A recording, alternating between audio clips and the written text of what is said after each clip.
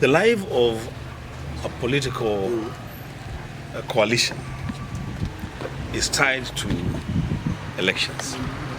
The only reason why political parties come together is to form government, yeah, to be able to have the power to control and share our resources across the country. So the fact that NASA did not form a government in 2017, technically, we have been trying to see whether we can continue working together. But the truth of the matter is, there has been serious political deceit on the part of ODM against other coalition partners, including Wiper.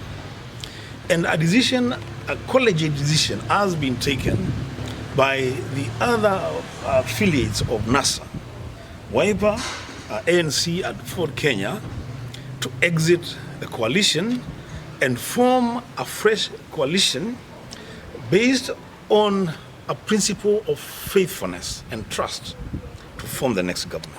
And so, in as far as affiliation between Wiper and ODM in a union called NASA, take it from me, that is done. We are not there. We are done.